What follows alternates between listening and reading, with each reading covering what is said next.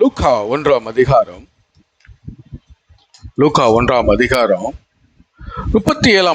நம்ம வாசிச்சோம் அப்படின்னு சொல்லி பார்த்தோம் அப்படின்னா இப்படியா எழுதப்பட்டிருக்கிறது. தேவனாலே கூடாத காரியம் ஒன்றுமில்லை.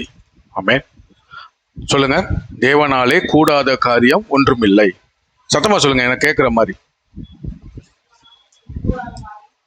ஒன்றுமில்லை. ஆமென். அப்போ தேவனாலே இந்த உலகத்திலே நம்ம வாழ்க்கையில எல்லாவற்றையும் செய்கிற அதிகாரம் இருக்கிறது. ஆண்டவர் சொல்லுகிறார், இந்த பூமியிலும் வானத்திலும் எனக்கு சகல அதிகாரங்கள் உண்டு. அப்போ எல்லாவற்றையும் விட தேவனுக்கு சர்வ வல்லமை உள்ள. அதனால தான் நம்ம என்ன சொல்றோம், எல்ஷடாய், எல்ரோயின், அவர் நிறைய பெயர்களை சொல்லி அவர் நாமத்தை மகிமைப்படுத்துகிறோம். அவர் சர்வ வல்லமுள்ள தேவன். அவர் தன்னை வெளிப்படுத்தும் பொழுது, முதலாவது தன்னை வெளிப்படுத்தும் போது மோசேக்கு ஆண்டவர் சொல்கிறார், இருக்கிறவராகவே இருக்கிறேன் அப்படின்னு சொல்றாரு. ஆமென். அப்போ தேவனால் கூடாத காரியம் இந்த உலகத்திலே ஒன்றுமில்லை.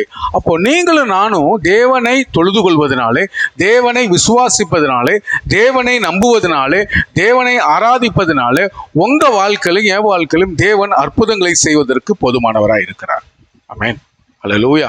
நிச்சயமா நம்ம வாழ்க்கையில தேவன் அற்புதத்தை செஞ்சே தீர்வார். அல்லேலூயா, அல்லேலூயா. அதைத்தான் நான் என்ன சொன்னேன், சங்கீதம் 138:8 பார்த்தோம் அப்படின்னு சொன்னா, கர்த்தர் எனக்காக யாவையும் செய்து முடிப்பார். தேவனை அறிகிற அறிவு அப்படின்னு சொன்னா, கர்த்தர் எனக்காக எல்லாவற்றையும் செய்து முடிப்பாருங்க. இதுதான் நிதர்சனமான உண்மை. அல்லேலூயா. சில நேரங்களிலே சூழ்நிலைகள் நமக்கு சாதகமா இல்லாதது போல இருக்கலாம். ஆனாலும் தேவன் நம்முடைய வாழ்க்கையில நம்ம நினைவை அவர் அறிந்திருக்கிறார். நமக்கு இன்னது தேவை என்பதை நம் தேவனிடத்தில் தெரியப்படுத்துவதற்கு முன்பாகவே நம்முடைய தேவைகளை தேவன் அறிந்திருக்கிறவராய் இருக்கிறார். அல்லேலூயா. அதனால நம்மளை ஆசீர்வதிப்பது என்பது தேவனுக்கு மிக மிக மிக பிரியம். இதை இதை நம்பிக்கை இல்லாமல் இருந்தீங்க அப்படின்னு சொன்னா தேவனிடத்திலிருந்து நன்மையை பெறவே முடியாது. இந்த விசுவாசம், இந்த ஆழமான விசுவாசம் நமக்கு வேணும். இந்த விசுவாசம் இருந்துச்சு அப்படின்னு சொன்னா உங்க வாழ்க்கையில நன்மை நடைபெறும். அதுக்கு அடுத்த காரியங்கள் இருக்கிறது, ஜெபிக்கணும், ஆராதிக்கணும், தேவனுக்கு கொடுக்கணும், இந்த காரியங்கள் எல்லாம் இருக்கிறது. ஆனா முதலாவது அடிப்படை என்று சொல்லி பார்த்தோம்னு சொன்னா, தேவனை நம்ம என்ன பண்ணணும், முழுவதுமாய் விசுவாசிக்கிறவர்களாய் காணப்பட வேண்டும். தேவனை விசுவாசிக்கும் பொழுது மாத்திரம், தேவனை நம்பும் பொழுது மாத்திரமே தேவன் நம்முடைய வாழ்க்கையில பெரிய அற்புதங்களை ஆண்டவர் செய்வதற்கு போதுமானவராய் இருக்கிறார். அல்லேலூயா, அல்லேலூயா. பாருங்க, ஆண்டவர் நம்மை குறித்து சொல்லும் பொழுது லூக்கா 11 லூக்கா 11 நான் வாசிக்கிறேன். லூக்கா 11:13 பார்த்தோம் அப்படின்னு சொன்னா, ஆண்டவர் வேதத்தில் இப்படி எழுதப்பட்டு இருக்கிறது, பொல்லாதவர்களாகிய நீங்கள். அல்லேலூயா. நம்மளை குறித்து ஆண்டவர் சொல்றாரு, பொல்லாதவர்கள் அப்படின்னு சொல்றாரு. மனிதர்கள் எல்லாருமே என்ன எப்படி உள்ளவங்க, சுயநலமிக்கவர்கள். அதனாலதான் ஆண்டவர் அந்த வார்த்தையை பயன்படுத்துறாரு. நான் சொல்றது உண்மையா உங்களுக்கு புரிஞ்சிருக்கும்.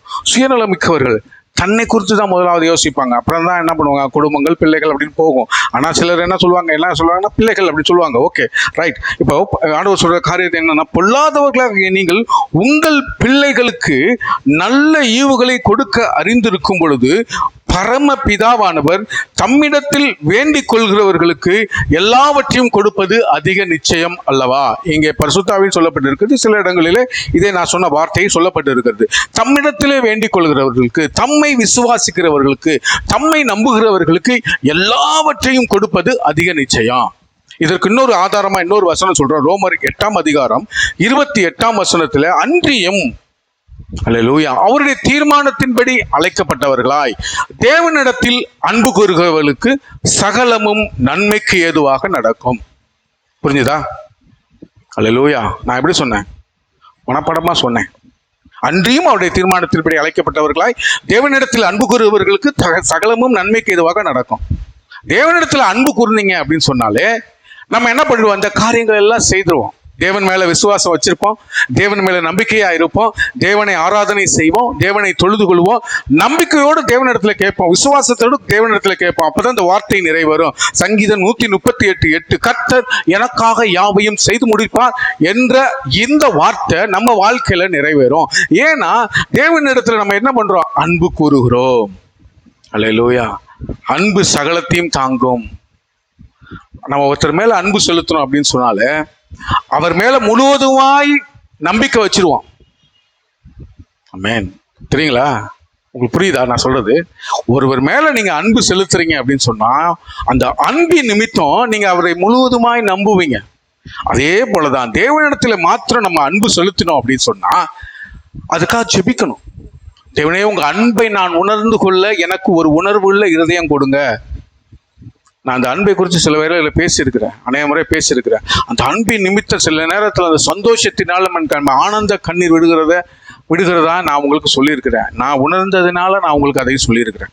அல்லேலூயா. அந்த அன்பின் நிமித்தம் தான் நம்ம வாழ்க்கையில தேவனோடு கூட ஐக்கியம் உண்டாகும். ஆமென். எப்படி யோனோக்கு தேவனோடு கூட சஞ்சரித்து தேவனோடு கூட எடுத்துக்கொள்ளப்பட்டானோ, அப்போ தேவன் மேல அவன் வைத்த அன்பு, அவன் மேல தேவன் வைத்த அன்பு. அல்லேலூயா. இந்த ரெண்டு அன்பும் இணைந்ததுனால தேவனை அவன் முழுவதுமா விசுவாசித்தா. ஒரு நண்பனை போல தேவன் அவனோடு கூட பேசினார். மோசே எப்படி முகமுகமாய் பேசினாரோ அதே போல இந்த ஏனோக்கோடு கூட தேவன் முகமுகமாய் பேசுறதுனாலே ரெண்டு பேரும் வாக்கிங் போயிட்டு இருக்கிறாங்க, பேசிட்டு போயிட்டே இருக்காங்க. நீ என் கூட பரலோகத்துக்கு வந்திருப்பா, உன்னை விட்டுட்டு என்னால என்ன பண்ண முடியல, இருக்க முடியல பரலோகத்துல. அல்லேலூயா. என்ன ஒரு அன்பு! தேவ அன்பு, அப்படிப்பட்ட அன்பு. அப்படியே எடுத்துட்டு போயிட்டாரு. அவன் மறிக்கல, அவன் பாடி இங்க கிடைக்கல, அவன் மறித்ததை யாரும் பார்க்கல. பரலோகத்துல போய் தான் கேட்கணும், நம்ம போய் எப்படிப்பா அவனை ஆண்டவர் எடுத்துக்கொண்டு வந்தார் அப்படின்னு சொல்லி. அல்லேலூயா. அப்ப அந்த அன்பு நமக்கு தேவனுக்கு இடையில இருக்கணும்.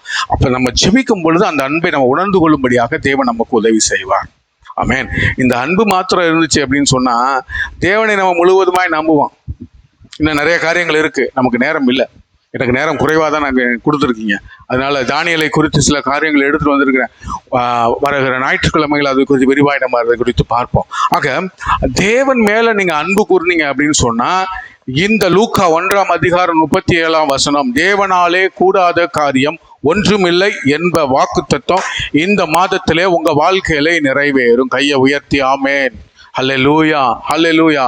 அதனால தேவன் மேல அன்பாய் இருப்போம், தேவனை நம்புவோம், தேவனை விசுவாசிப்போம். உங்க வாழ்க்கையில தேவன் அற்புதங்களை செய்து இந்த மாதத்திலே, போன மாதத்தை போல அல்ல, இந்த மாதம் ஒரு நிறைவான மாதமாய், ஒரு ஆசீர்வாதமான மாதமாய், ஒரு உயர்வின் மாதமாய், விசேஷமாய் சமாதானத்தின் மாதமாய் தேவன் உங்கள் வாழ்க்கையை மாற்றி முடிப்பார். ஆமென்.